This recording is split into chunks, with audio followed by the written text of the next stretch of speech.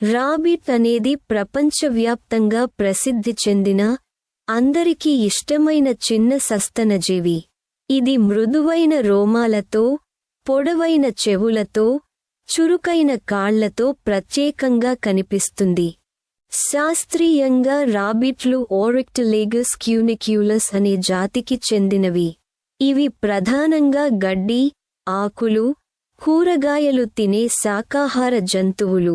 మనుషుల జీవితంలో రాబిట్లు పెంపుడు జంతువులుగా, పరిశోధనలలో, అలాగే కథలలో ముఖ్యమైన పాత్ర పోషిస్తున్నాయి. రాబిట్లకు సుమారు 50కి పైగా జాతులు ఉన్నాయి. వీటి మూలం యూరప్ మరియు ఆఫ్రికా ప్రాంతాలలో ఉన్నట్లు భావిస్తున్నారు. తరువాత కాలంలో ఇవి ప్రపంచంలోని అనేక దేశాలకు విస్తరించాయి. ముఖ్యంగా ఆస్ట్రేలియాలో రాబిట్లు విస్తరించి అక్కడి పర్యావరణానికి పెద్ద సవాల్గా మారాయి. రాబిట్ల శరీర నిర్మాణం ఎంతో ఆసక్తికరంగా ఉంటుంది. వీటి చెవులు చాలా పొడవుగా ఉంటాయి. ఇవి శబ్దాలను చాలా దూరం నుండి వినగలవు. రాబిట్ల వెనుక కాళ్ళు బలంగా ఉండి, అవి వేగంగా పరుగెత్తడానికి మరియు ఎత్తుగా దూకడానికి సహాయపడతాయి. సాధారణంగా ఒక రాబిట్ 40 కిలోమీటర్లు వేగంతో పరుగెత్తగలదు. ప్రమాదాన్ని గుర్తించిన వెంటనే అవి వేగంగా పారిపోతాయి. రాబిట్లు చాలా సున్నితమైన జంతువులు. ఇవి భయపడే స్వభావం కలిగినవి. అడవిలో ఇవి గుంపులుగా జీవిస్తాయి. నేలలో బిలాలు తవ్వుకుని వాటిలో నివసిస్తాయి. ఆ బిలాలను వారెన్ అని అంటారు. రాబిట్లు రాత్రిపూట ఎక్కువగా చురుకుగా ఉంటాయి. రాబిట్ల ఆహారం ప్రధానంగా గడ్డి, ఆకులు, క్యారెట్, క్యాబేజీ వంటి కూరగాయలు.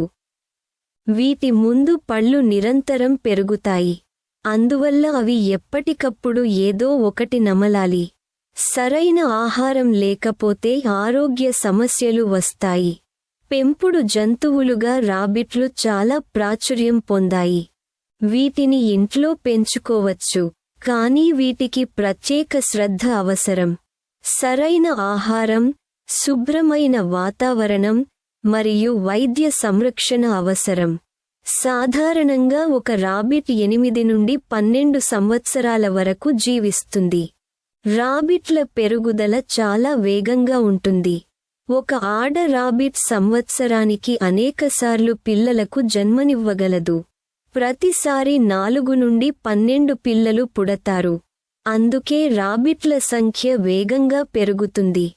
సాహిత్యం మరియు కార్టూన్ ప్రపంచంలో కూడా రాబిట్లకు ప్రత్యేక స్థానం ఉంది.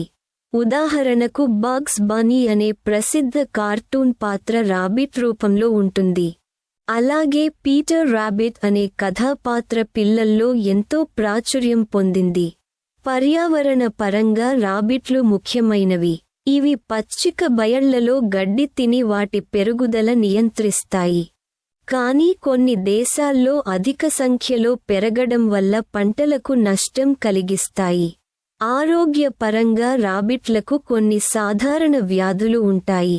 వీటిలో పళ్ళు ఎక్కువగా పెరగడం, జీర్ణ సమస్యలు, మరియు చర్మ వ్యాధులు ముఖ్యమైనవి. అందువల్ల వీటిని పెంచేవారు రెగ్యులర్ వెటర్నరీ చెకప్ చేయించాలి. రాబిట్లు తెలివైన జంతువులు. ఇవి తమ యజమానిని గుర్తుంచుకుంటాయి. కొన్నిసార్లు పిల్లలతో ఆడుకుంటాయి, కానీ చాలా శబ్దం లేదా ఒత్తిడి ఉంటే భయపడతాయి. సంస్కృతిలో కూడా రాబిట్లు ప్రాధాన్యం కలిగి ఉన్నాయి. కొన్ని దేశాల్లో ఇవి అదృష్ట సూచకంగా భావిస్తారు. ఈస్టర్ పండుగ సమయంలో ఈస్టర్ బన్నీ అనే భావన ప్రముఖంగా ఉంటుంది. ముగింపుగా, రాబిట్ అనేది చిన్నదైన ఎంతో విశేషమైన జంతువు.